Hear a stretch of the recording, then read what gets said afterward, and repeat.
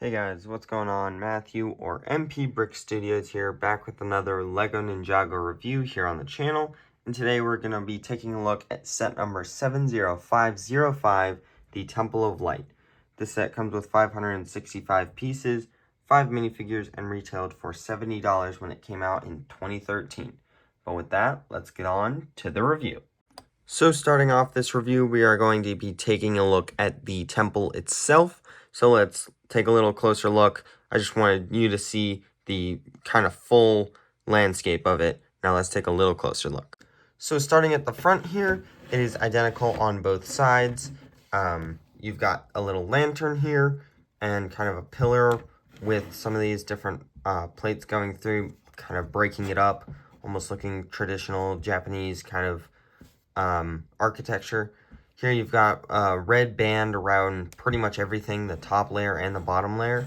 And then you've got these very, very beautiful dragon, basically dragon in the cloud kind of, it's wall panels.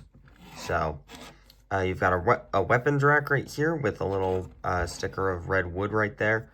The other side is not identical with that. It has a plant instead.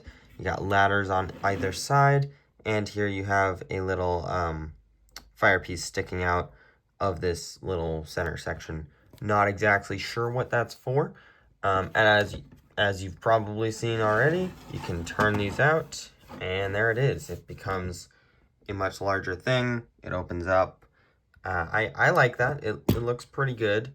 And then, of course, you can have the neck in there. That works while it is closed as well. You can actually take a look at that. You can place him right there. And there he is inside of the temple. So I think it looks great. But removing him for now, we'll look at that in just a little bit. Back in the middle there, we have a little dragon sticker as well. I'm gonna open this to get a little more space. You've got the, I have no idea what this is. I have seen this for my whole life. I have no idea what it is. It's like a bunch of different Sensei Wu people with his beard. I don't even know. Then you've got a dragon text kind of panel right there. Then right here you have a gong with a little mallet there so you can hit it. And I genuinely like these outer sections because you can have minifigures. Sadly, it only comes with Golden Lloyd, which is kind of OP in the show. So, like, you don't really need to have them fighting because he would just destroy them anyways. But if you have another ninja from another set, you could have them fighting up here, which was always my kind of favorite kind of fighting. You could have them fight on rails, have them fall over, you know, stuff like that. That was always something I love to do. Not sure if I am alone in that, but it is always something I personally like to do. So I love to see it in recent sets and even my childhood sets. But then here you have this platform with a little shrine for all of the elemental blades. They were all included in the set. And here, if you actually place a stone warrior right in there, trying to get him to stand up without stud connection, there's actually something back here that you can pull, and the little trapdoor will fall. So you've got a sai on the back, so maybe it's like a double. It can hit someone over on this side as well as dropping this guy down. But let's look at the other side of that to see how that works. Just a little thing, you just slide it up and slide it back, you know. So pretty simple, not too much there. And then here is the back of the temple, quite simple as well, kind of just the back of wall panels and stuff like that. So let's continue up to the top of the front. Here we've got this nice roof design. I like all the golden cheese slopes here. They look beautiful. Then you've got one off to each side, and you've got the kind of tapering tops. I'm not even sure what these are called, but they look amazing with the little golden dragons on top. I believe those were exclusive to the set, but don't quote me on that. I'm not actually positive, but they look good anyways. So I can't complain.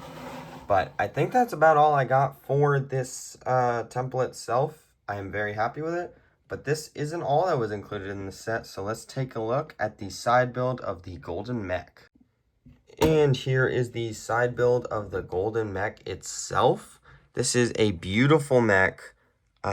Pretty much our first, and I think one of our only mainly golden mechs. Now, it was mainly white with kind of gold as an accent color, but it is still a very beautiful, beautiful mech. So you've got the little, this was for the first Spinjitzu Master, so he's got his rice hat there, with another one on the top. So that is kind of on a battle droid arm where you can kind of just move it around however you want. You got two big blades coming out the back. You can pose those if you want. I just keep them up like that. And then there's a spot where you can actually sit Lloyd, and he's got little controls. Nice. And then this was one of two sets, still to this day, to come with this piece in gold. This big slope piece. This is one of two sets. It only came in this set and the Golden Dragon. Maybe you'll see this once it's outdated. I hope it becomes outdated and they come in more sets because I need a few. I think I have a broken one on this, actually. Do I? Oh, yeah, right there. It's broken. So, and this is one of two sets, and I have both sets, so I can't really take one from the Golden Dragon, because then the Golden Dragon is left with a broken one. So, whatever. But I definitely love the aesthetic of this mech overall. Got these nice, I don't even know what to call them. They're just sticker pieces with, like, mechanical detailing. And overall, the nice amount of gold pieces and the types of gold pieces that we got were awesome. So with these arms, you can move them pretty far forward. Not while it's close to that, but like this, it's pretty good. You can almost punch like that, and then even you can twist this one to go. So it works. Maybe not as much as something we would get maybe today, but then the feet can move forward and back, a little bit of side to side. I almost just broke this. No knees, kind of false knees as well. But you can kind of, maybe you can get them a little, nope, these don't really go forward much without going out. Yeah. But overall, I like the mech for its aesthetic. And if you kind of just have it in a neutral position, which if you're going to have it in the temple, that's what it looks the best in, is a neutral position. So I think it looks great. And then you've got its sword right here with a little red handle there. So you can just slot that in right there. Nothing holding it in. You saw earlier, it really just fell out and I just put it off to the side. So yeah, it isn't really held in there, which isn't great, but I think this mech is awesome in its own right. Definitely needed a Legacy remake, and that's why it got one. So let's get on to the minifigures, and then I'll tell you my final thoughts on this set. So here are the first two minifigures in this set. We have Golden Lloyd, and we have Sensei Wu. So for Golden Lloyd, this was one of eventually 3 sets he came in, but back in the day, it was just one. So you've got pretty much a fully, it's just the kimono suit just turned gold. And then a lot of his accents turned green, which is awesome. Love that. Removing his hood there, he's got a golden face. Not super accurate to the show, but it does look good. He's got his dragon symbol back there, and I kind of just want this figure to speak for itself because it is a really good one, and I think I don't really need to say much about it because you all probably know so much about it, and it is such an amazing minifigure. So I'm not going to spend too much time on him since, I mean, I don't really need to. Everyone knows about this guy. They know what an amazing minifigure this guy is. So let's move on to Sensei Wu. This is the same non-canon one that came in the Rise of the Snakes wave, except he has a golden hat right here instead of a tan one. So removing that so you can see his face print a little better. And then we'll remove his head a little bit as well. So there is that. He's got his mustache there as well. But yeah, really not going to see that much. Torso print is great. Love it. I wish this guy was canon. I wish this guy was in the show. He looks so good, yet he's just not in the show. So I don't get it, but there he is as well. Oh, Lloyd fell over. All right, so there are the two hero figures in this set. So let's get on to some of the villains.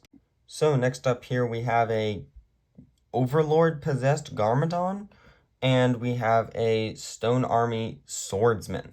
So starting with the Garmadon figure, I'll say it is everything that you can see right here is the same as the original four-armed Garmadon, which is a great figure, and I don't mind whatsoever because I never had this guy with this on because I never cared.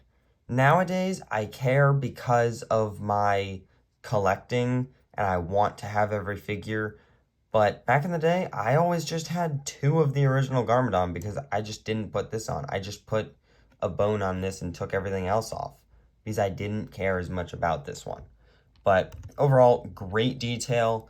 I understand that they didn't redo the helmet kind of thing, like give him a better kind of possessed by the Overlord face.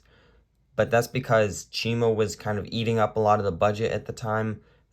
They were putting a lot into Chima, and so I understand why. But he came out pretty good, I think. And then he's got this weapon here. Oh, there it goes. And then the Stone Army Swordsman here. Just one of the basic ones. He's got the blue head. I always loved these guys when I was a kid. I loved the Stone Army guys. I need to get a bunch of these guys. I should do a video building a Stone Army on some sort of budget. Let me know in the comments if I should do that. But I really love these guys. Second best one, you'll see the worst one later.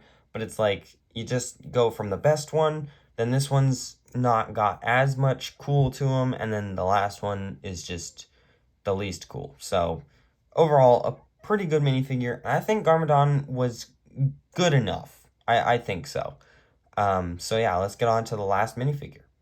So next up here we have a Stone Army Scout minifigure, and like I said, this is the worst of the Stone Army minifigures, just because he's got short legs, he doesn't have as much armor, you know, just because of what he is.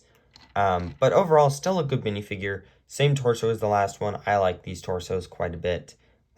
This head always reminded me of Savage Opress from Star Wars, which is one of my favorite characters, by the way.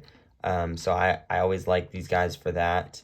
And overall, not bad. I like the archers, or really scouts. They're kind of both. But yeah, they look pretty good, and I like this minifigure. So let's get on to my final thoughts on this set. So what are my final thoughts on this set? Personally, I'm really nostalgic for this. Maybe it's not the best set. The temple isn't great, but I still do really like it, and I had a lot of fun with it. And if you're looking for one for yourself, I would say go used. A sealed one is not worth $200. This set is just not worth that. I'm sorry. Maybe it is to you, but I don't think so. So I wouldn't personally go with a sealed one. But those are just my thoughts. So let me know what you think down below in the comments, and hopefully I'll see you in the next one. Bye.